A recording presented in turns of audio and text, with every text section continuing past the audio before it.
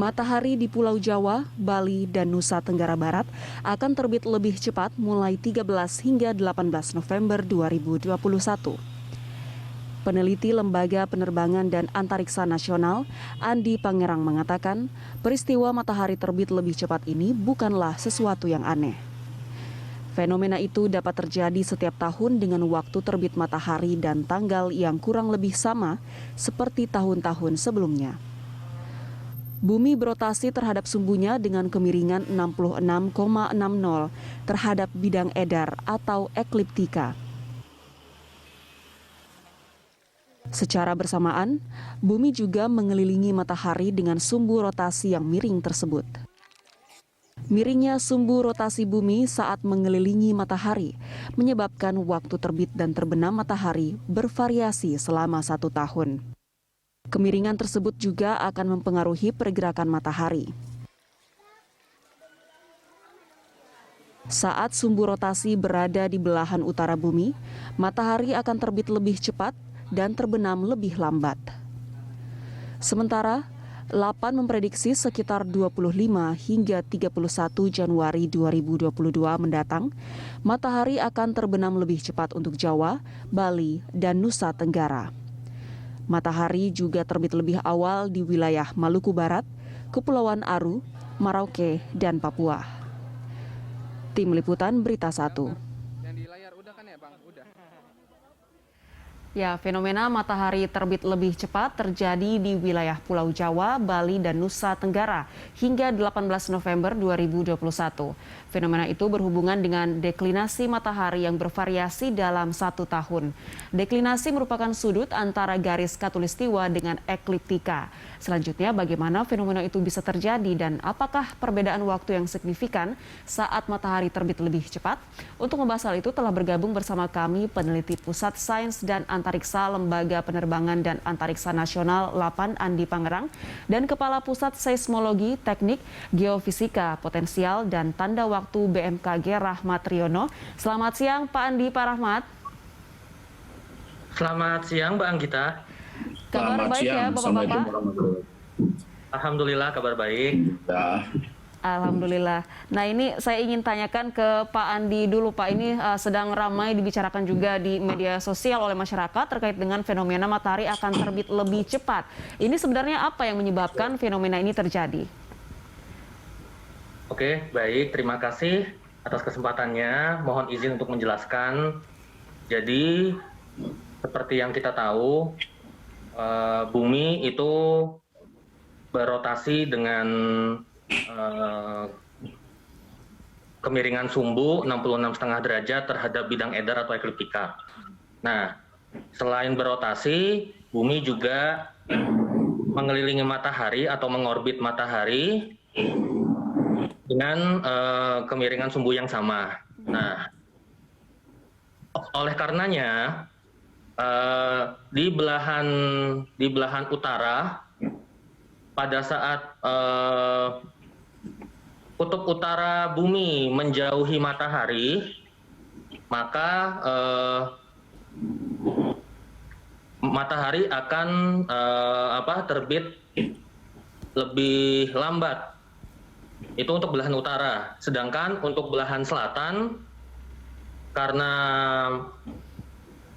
kutub selatan bumi lebih dekat ke matahari, maka matahari akan terbit lebih cepat. Nah, sebenarnya tidak hanya itu. Ada satu faktor lagi yang menentukan, yaitu adalah jam yang kita pakai saat ini. Nah, dalam astronomis itu waktu matahari itu dibagi menjadi 3. Yang pertama ada namanya waktu surya sejati atau true solar time. Ini waktu ini berdasarkan pengamatan bayangan matahari. Nah, kemudian yang kedua adalah mean solar time atau waktu surya rata-rata. Nah, ini adalah waktu yang kita gunakan sehari-hari, akan tetapi patokannya adalah bujur atau meridian lokal masing-masing. Nah, yang ketiga yang kita pakai saat ini adalah zonated time atau waktu terzonasi atau civil time, yaitu waktu yang acuan bujurnya adalah bujur tolok zona waktu. Misalkan waktu Indonesia Barat zona waktunya 105 derajat. Nah, selisih antara waktu surya sejati dengan waktu surya rata-rata itu disebut sebagai perata waktu atau equation of time. Nah, nilai equation of time ini bervariasi antara plus 16 menit 28 detik pada 3 November kemarin hingga minus 14 menit 11 detik pada 11 Februari mendatang. Itulah yang menyebabkan tengah hari atau kulminasi matahari atau pada saat matahari mencapai titik tertinggi itu lebih cepat jika kita menggunakan zonated time atau waktu terzonasi. Nah, dampaknya adalah jika tengah hari lebih cepat, maka di belahan selatan yang terbit mataharinya juga lebih cepat, otomatis akan menjadi lebih cepat pula terbit mataharinya. Nah, dan fenomena ini memang sebenarnya sudah berlangsung dari tanggal 23 Oktober untuk lintang 5,4 derajat lintang utara hingga nanti di Kupang itu nanti tanggal 18 November untuk 11 derajat lintang selatan. Nah, dan fenomena ini sebenarnya selalu terjadi setiap tahunnya. Jadi masyarakat tidak perlu mengkhawatirkan fenomena ini karena memang kita sudah terbiasa mengalami fenomena ini setiap tahunnya. Ya, demikian Mbak Anggita. Baik, artinya ini memang fenomena yang sudah wajar terjadi ya Pak. Saya ingin tanya ke Pak, baik. Saya ingin tanya ke Pak Rahmat. Pak Rahmat, terkait dengan matahari yang akan terbit lebih cepat ini, apakah ini ada pengaruhnya terhadap mungkin intensitas radiasi dari cahaya matahari atau bagaimana Pak? Iya. Jadi ini tadi sekali lagi disampaikan Pak Andi juga bahwa ini adalah fenomena biasa dan ini terjadi juga setiap tahun. Bahkan nanti dalam setahun itu bisa 2 kali ya karena pergerakan semu matahari terhadap bumi tadi dijelaskan bahwa pergerakannya ke utara, kemudian bulan 3 itu ada di ekuator, bulan 9 di ekuator, nanti bulan 4, 5, 6 bergerak ke utara dan setelah itu kembali ke selatan, ke ekuator dan kemudian bergerak ke selatan ya. Saat ini posisinya ada di relatif di selatan ya, di bagian ekuator bagian selatan. Sebagian besar memang wilayah Indonesia itu ada di isi ekuator bagian selatan ya, yang di utara hanya beberapa wilayah misalnya seperti Aceh, Sumatera Utara, kemudian Kalimantan Utara ya, kemudian Sulawesi Utara itu ada di bagian utara dari ekuator. Nah, tentunya ini fenomena yang biasa dan memang tidak perlu harus dikhawatirkan ya. Dan kami dari BMKG sesuai dengan tusinya terkait dengan tanda waktu, kami juga setiap minggu sekali kita mengeluarkan informasi terkait dengan terbit terbenam matahari. Ya, itu kita share juga ke media, ke berbagai stakeholder. Memang ini perubahannya kan tidak begitu ini ya, mungkin dalam beberapa hari bisa hanya 1 menit ya. Misalnya saat ini terbitnya untuk wilayah Jakarta ya, itu sekitar jam 5.25 WIB.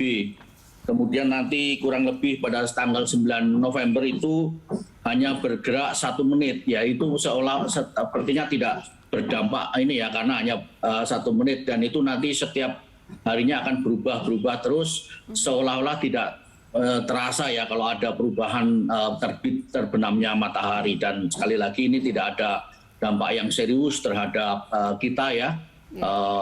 Itu sudah rutin dan sering terjadi. Demikian Mbak Anggi. Baik, artinya ini masyarakat tidak perlu khawatir begitu ya Pak, karena fenomena ini tidak berdampak apapun ya ke kita. Baik, kita akan lanjutkan dialog kita usai jeda. Pemirsa jangan kemana-mana, Lunch Talk akan segera kembali.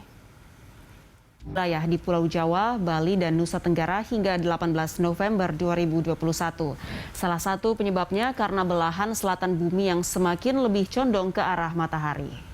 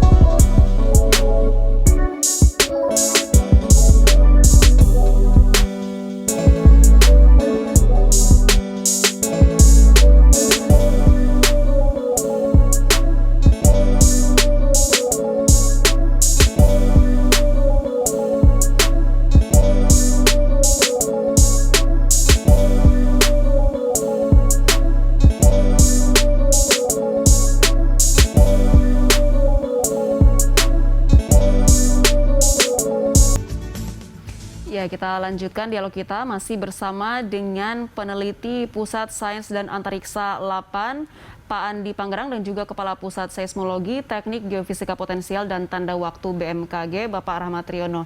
Saya ingin ke Pak Rahmat dulu. Pak Rahmat, di segmen sebelumnya Pak Andi dan juga Pak Rahmat sudah menjelaskan penyebab dari terbitnya lebih cepat matahari ini, kalau saya tidak salah, diantaranya adalah posisi rotasi dan juga perpindahan ekuator dari matahari ini.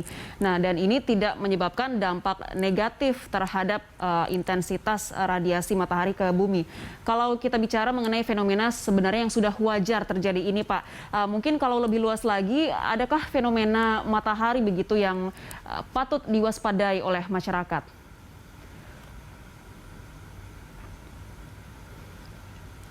Ya, Pak Rahmat, bisa di-unmute dulu Pak audionya?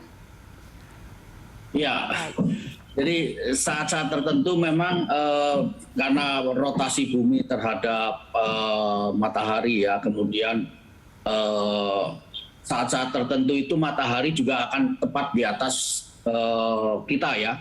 Misalnya suatu ketika pas di ekuator, kemudian bergerak ke utara, kemudian sampai ke kutub, maksud saya di belahan bumi utara, kemudian bergerak lagi ke ekuator dan kemudian ke selatan misalnya.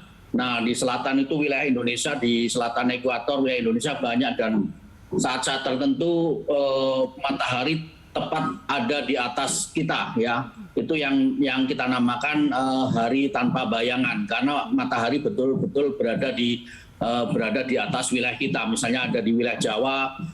Saat ini kan memang ada di sekitar wilayah Jawa ya, dari Jawa sampai ke ini kan satu garis lintang ya, baik Jawa Barat kemudian sampai ke NTT, NTB, kemudian sampai Timur, itu kan hampir satu garis lintang, sehingga itu memang hampir bersamaan ya. Artinya saat tertentu memang matahari berada di atas kita, dan itu yang mungkin pancarannya bisa maksimum ya. Artinya itu radiasinya bisa maksimum pada saat-saat memang matahari betul-betul berada tepat di atas wilayah kita, dan itu mungkin ya berdampak berbeda ya, panasnya pasti berbeda, kemudian radiasinya ya. Namun ini karena suatu kejadian yang rutin dan sudah tidak hal yang aneh, tentunya kita juga tidak perlu khawatir. Baik. Demikian. Kalau fenomena itu, kalau saya tidak salah, sudah pernah terjadi di pertengahan tahun ini. Nah, saya ingin tanyakan lebih jauh lagi ke Pak Andi. Pak Andi, terkait dengan gerak semu matahari, selain fenomena matahari terbit lebih cepat dan juga hari tanpa bayangan, biasanya kalau dilihat dari historis data itu, fenomena apa lagi Pak yang biasanya terjadi? Nah, kalau terkait dengan gerak semu matahari, baik harian maupun tahunan, saya juga menambahkan sedikit tentang yang dijelaskan Pak Rahmat Riono tadi tentang hari tanpa bayangan. Itu memang hari tanpa bayangan itu selalu terjadi 2 kali setahun. Untuk Indonesia antara 5 September sampai 7 Oktober dan akan terjadi kembali pada 20 Februari hingga 5 April. Nah, jadi memang intensitas radiasi matahari akan maksimum dan jika saat itu awan ditutupannya kurang dari 50%, maka suhu pada saat siang hari akan meningkat. Tetapi tidak perlu khawatir karena memang tidak sampai ekstrim. Karena kita masih berada di wilayah tropis, bukan di wilayah yang beriklim gurun. Jadi semaksimumnya suhu yang pernah tercatat paling maksimal hanya 35-36 derajat Celcius. Jadi tidak sampai lebih dari itu. Terus selanjutnya ada fenomena lagi yaitu matahari terbit lebih lambat. Itu nanti pada bulan Juli. Tahun ini kita juga sudah melaluinya di antara Mei sampai Juli itu sudah terjadi. Kemudian ada juga matahari yang terbenam lebih lambat. Nah, untuk belahan selatan biasanya di akhir Januari, Februari. Kemudian ada juga matahari terbenam lebih cepat. Nah, untuk matahari terbenam lebih cepat ini biasa terjadi untuk di belahan selatan antara bulan Mei sampai Juni. Nah, jadi memang ini sebenarnya fenomena yang rutin biasa terjadi setiap tahunnya dan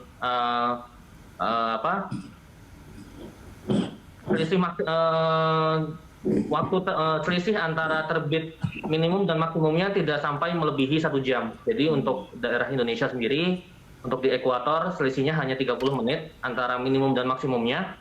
Kemudian di lintang paling selatan Indonesia yaitu di Kupang itu bisa sampai 50 menit. Jadi tidak se ekstrim pada saat kita misalkan berada di lintang tinggi seperti di Jepang, Tiongkok, Australia dan negara-negara 4 musim lainnya. Jadi memang tidak perlu dikhawatirkan. Nah, ini di luar topik mengenai gerak semu matahari, yang perlu diwaspadai lagi untuk fenomena terkait matahari ini adalah badai matahari. Nah, jadi sebenarnya badai matahari ini adalah aktivitas yang rutin setiap 11 tahun. Nah, jadi kita saat ini sudah memasuki siklus matahari yang ke-25. Nanti puncaknya diperkirakan akan terjadi tahun 2024 dan yang menandai aktivitas maksimum matahari adalah munculnya bintik hitam atau disebut sebagai sunspot. Nah, sunspot ini sebenarnya adalah medan magnetik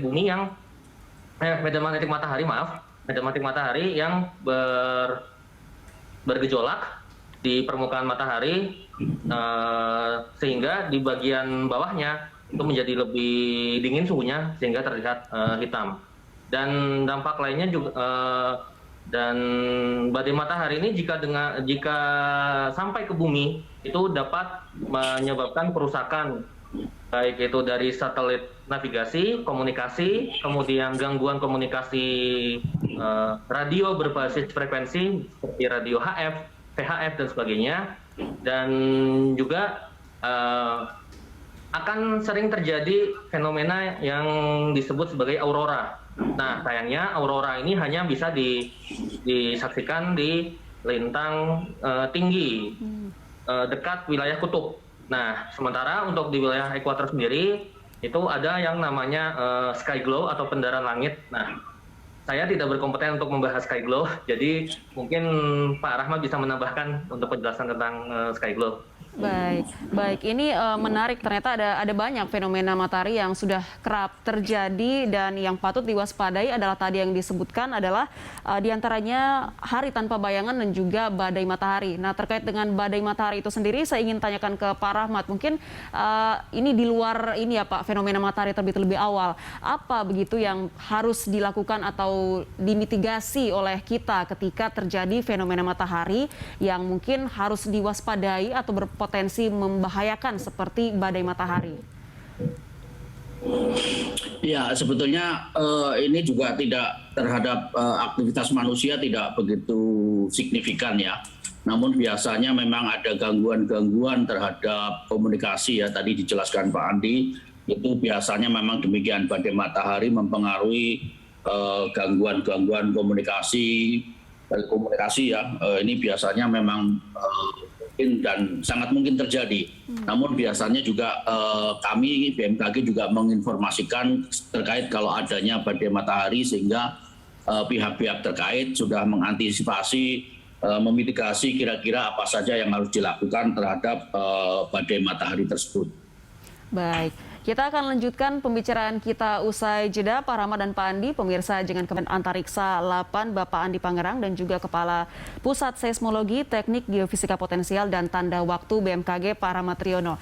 Pak Andi dan Pak Rahmat, tadi di segmen-segmen sebelumnya kita sudah banyak membahas terkait dengan penyebab fenomena matahari terbit lebih awal dan juga fenomena-fenomena lain yang sudah kerap terjadi yang dihasilkan dari gerak atau posisi dari matahari.